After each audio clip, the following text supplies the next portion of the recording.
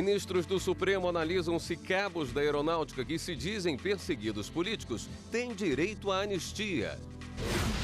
Corregedores de justiça de todo o país discutem como melhorar a prestação de serviços do judiciário para o cidadão.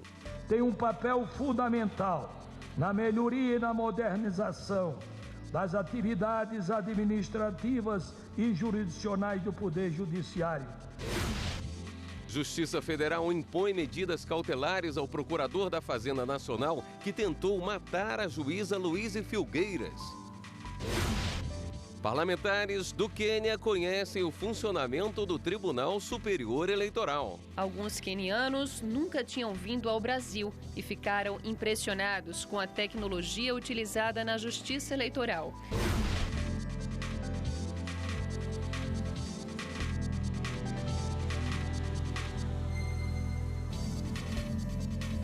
Olá, boa noite.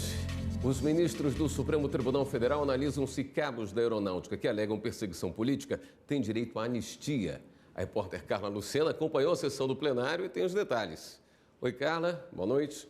Oi, William, boa noite para você, boa noite a todos que nos acompanham no Jornal da Justiça. E é exatamente isso, o Supremo hoje, aqui na sessão da tarde, começou o julgamento sobre este caso. O Supremo analisa 2 recursos que tratam sobre essa discussão, se os ex-cabos teriam ou não direito a essa anistia política. Até o momento já tivemos o voto de 7 ministros. E bom, só para a gente entender um pouquinho esse caso, esses militares que recebem anistia, eles foram dispensados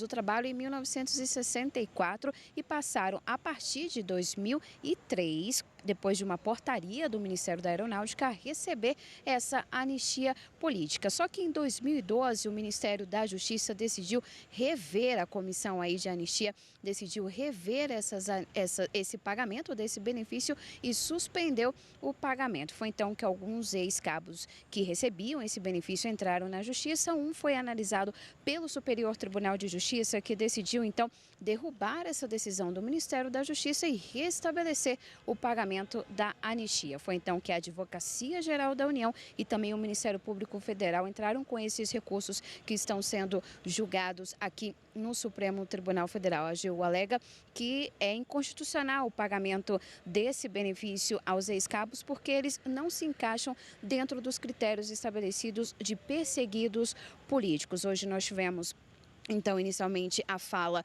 não só da Advocacia Geral da União, como também da parte de cabos e também de advogados que falaram como amigos da corte. E agora vamos acompanhar na reportagem como iniciou esse julgamento. Primeiro a falar, o advogado-geral da União disse que a Constituição não permite o pagamento de anistia aos ex-cabos, por eles não se encaixarem nos requisitos dos anistiados, como perseguição política. Ressaltou ainda que há impacto financeiro desses benefícios nas contas públicas. A grande pergunta é: como perseguir quem você sequer conhece? Durante décadas. Por isso, concede-se a quem tem direito. Não se concede a quem não preenche os requisitos. A Procuradoria-Geral da República também opinou que a anistia não cabe nesses casos. Não se pode dizer que todo esse efetivo foi licenciado automaticamente com motivação exclusivamente política. Então, o que se pede é que se retire e que se reconheça que esse automatismo não pode acontecer. O caso em julgamento discute decisão do Superior Tribunal de Justiça, que derrubou a portaria do Ministério da Justiça. A pasta decidiu rever as anistias e suspendeu o pagamento. O advogado de um dos ex-cabos disse que esse direito já está consolidado e não pode ser cortado.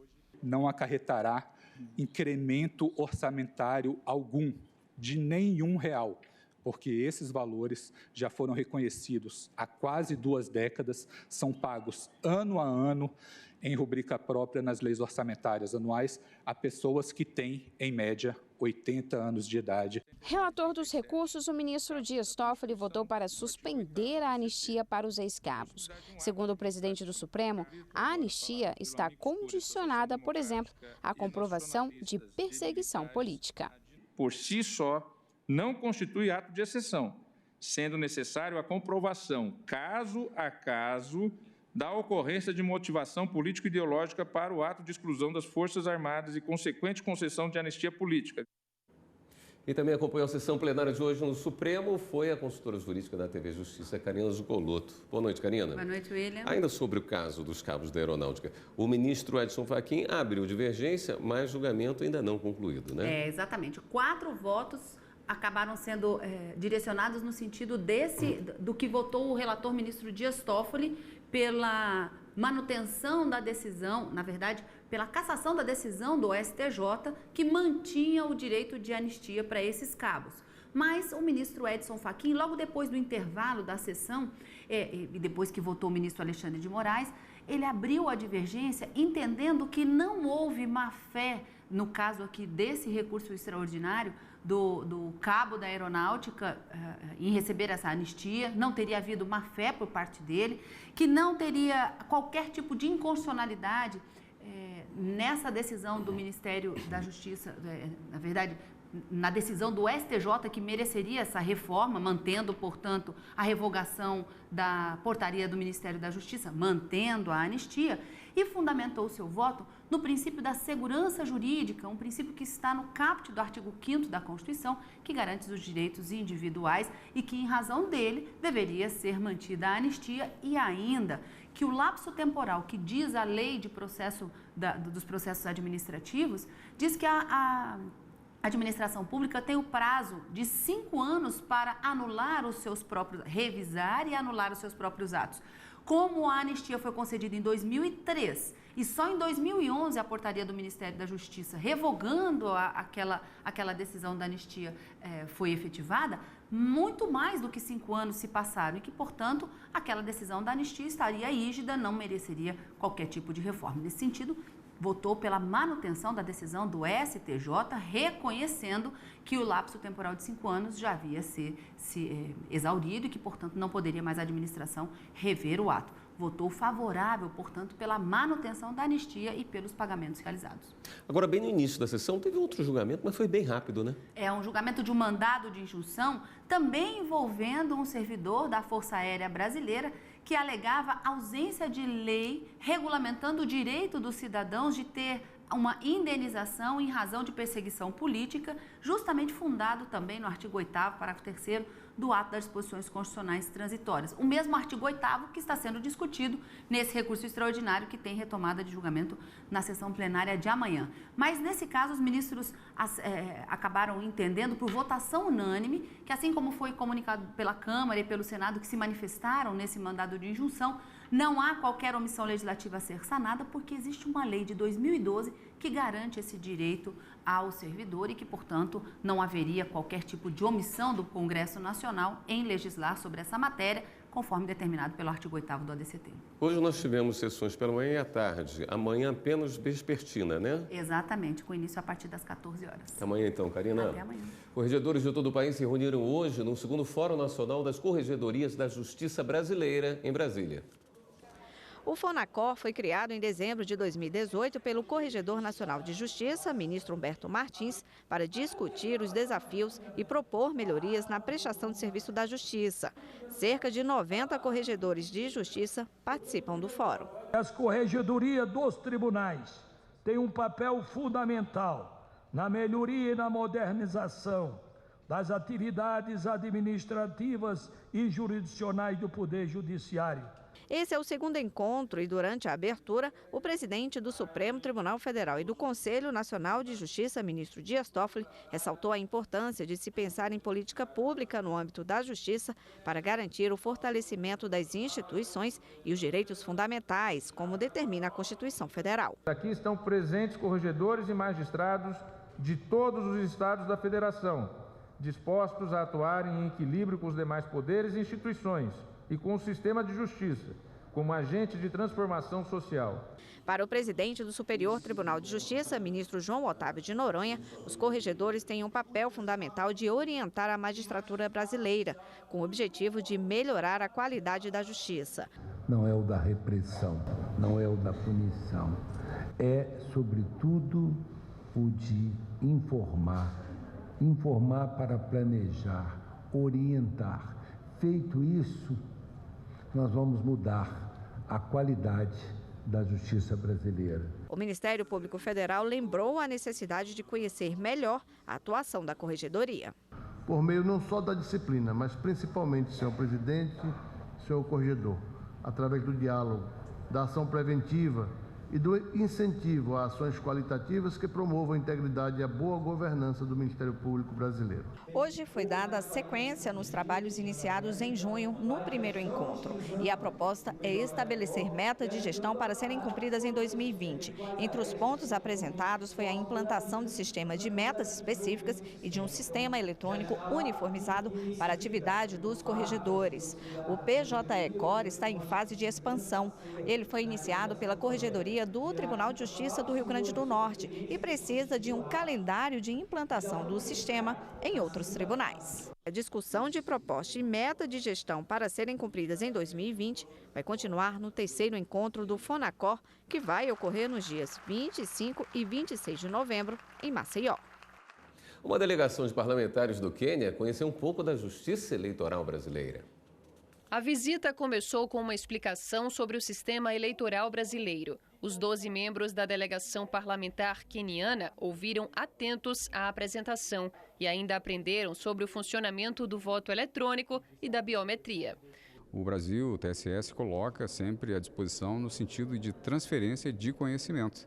Então, essa apresentação que foi feita hoje, ela é um primeiro passo para que nós possamos transferir o nosso conhecimento adquirido ao longo desses 23 anos de evolução. Alguns quenianos nunca tinham vindo ao Brasil e ficaram impressionados com a tecnologia utilizada na justiça eleitoral.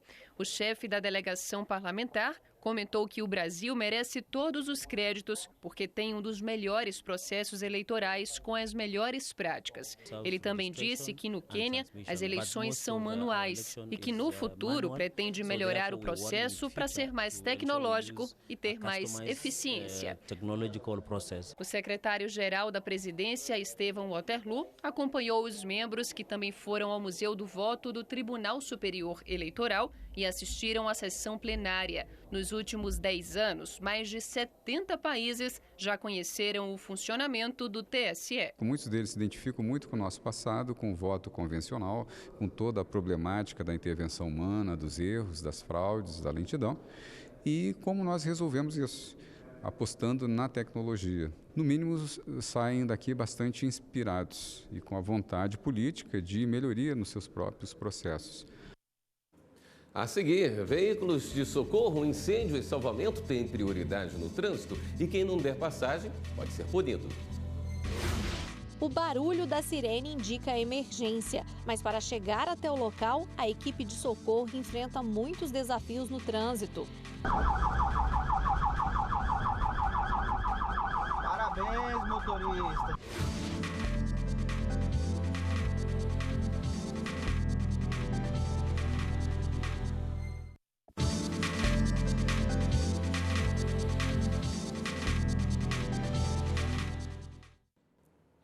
A Justiça Militar adiou o depoimento dos 12 militares acusados pela morte do músico Evaldo Rosa dos Santos e do catador Luciano Macedo, no Rio de Janeiro.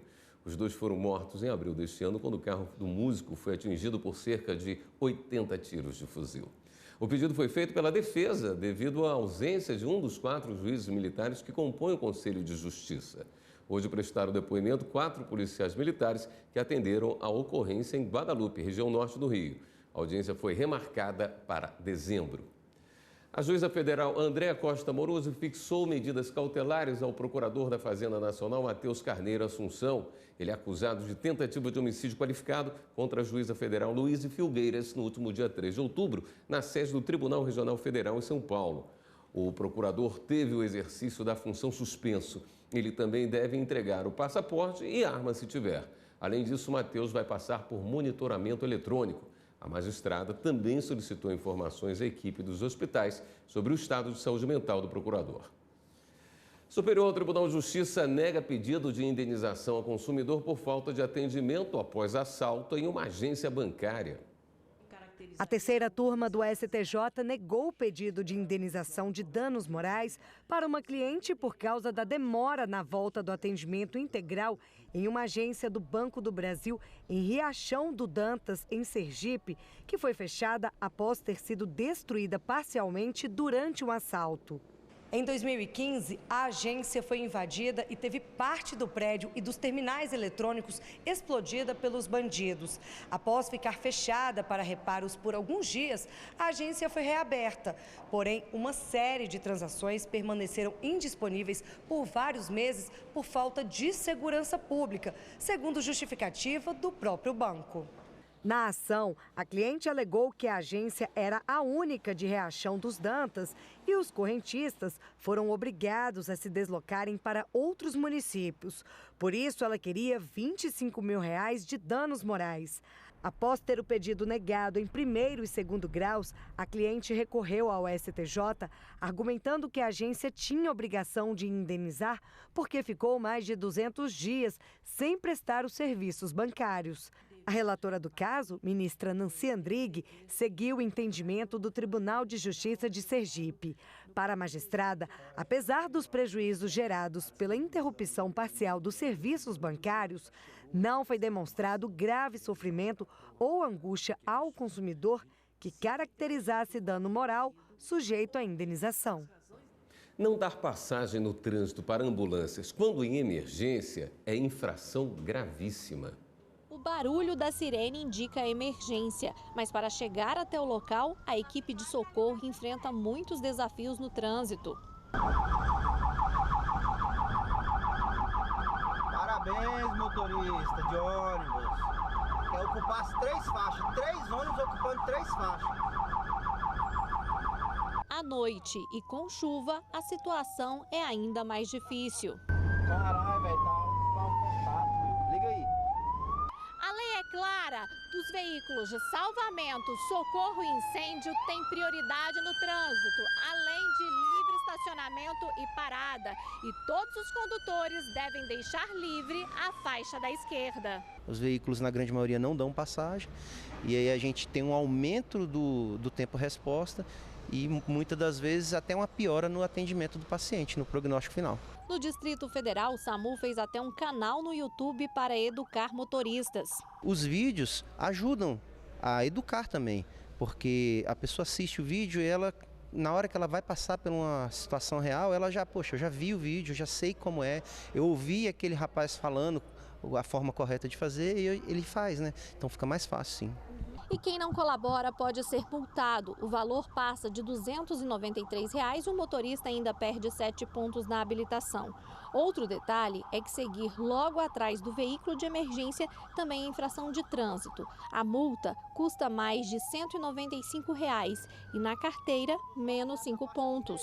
Mesmo assim, ainda tem motorista que não sabe o que fazer. Quando está bem congestionado, aí fica complicado para dar passagem. Porque não tem como, né? Para onde você vai, tem carro, não tem como.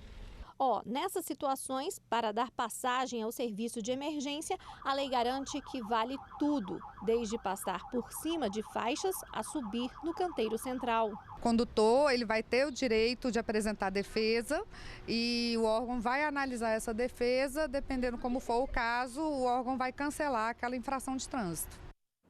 Você vai ver daqui a pouco, o Ministério Público Federal manifesta apoio à candidatura do Brasil ao Conselho de Direitos Humanos das Nações Unidas. Brasil, Venezuela e Costa Rica estão na disputa.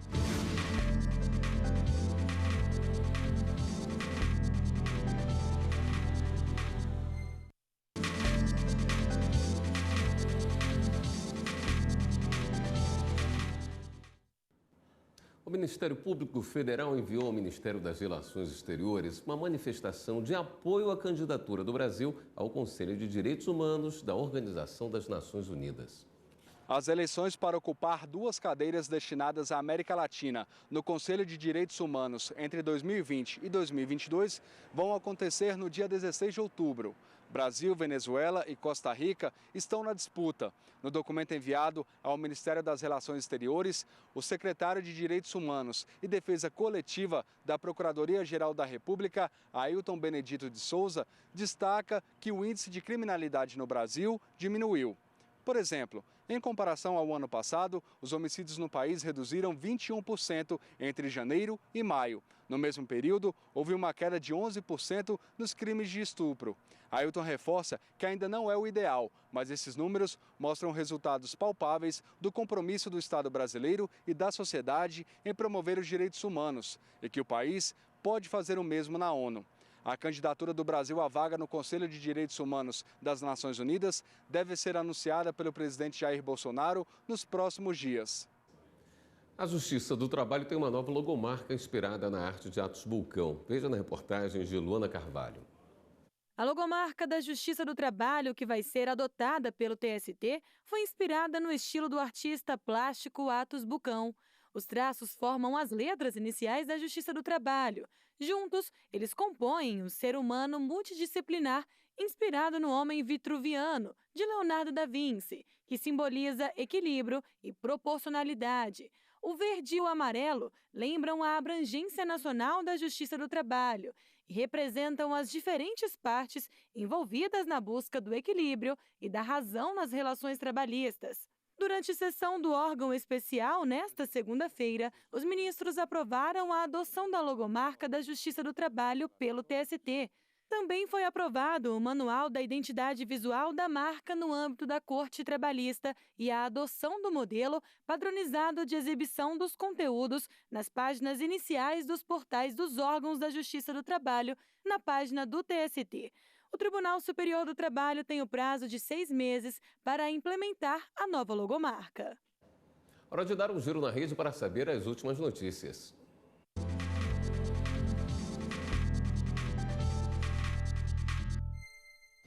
Vamos até a redação do Jornal da Justiça falar com a repórter Daiane Garcês. Boa noite, Daiane.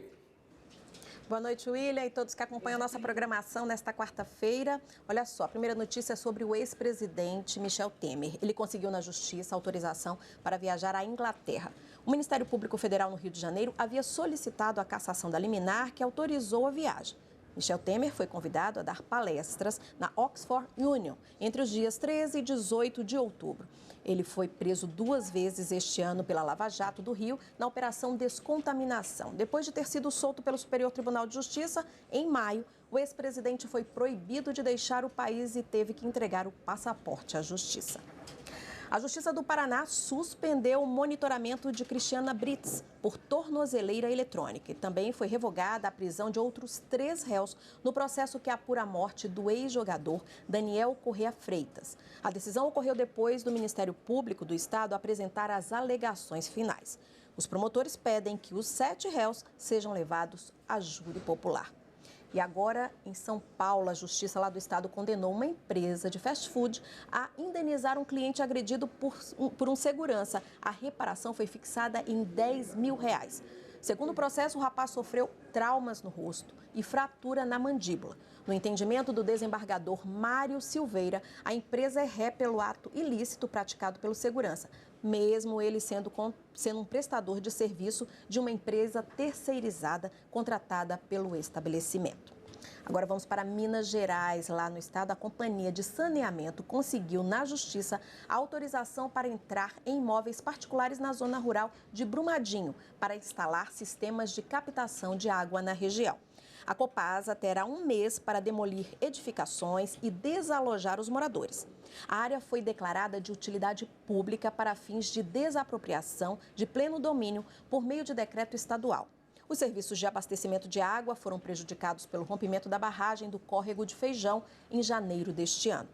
E para terminar, o Tribunal Regional Federal da 4ª Região confirmou a 2ª condenação do ex-deputado federal André Luiz Vargas por lavagem de dinheiro. A pena ficou mantida em 6 anos de reclusão e, de acordo com o processo, o ex-parlamentar teria usado a influência política junto a funcionários da Caixa Econômica Federal. Esses funcionários ainda não foram identificados para fornecer à empresa IT7 Sistemas, contratada pela instituição, para fornecer produtos e serviços na área de informática. Um contrato de quase 72 milhões de reais.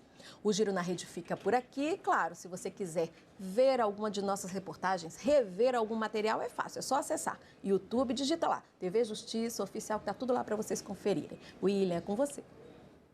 Obrigado, Daiane. O Jornal da Justiça termina aqui. Você acompanha agora o programa Direito Sem Fronteiras. Uma boa noite e até amanhã.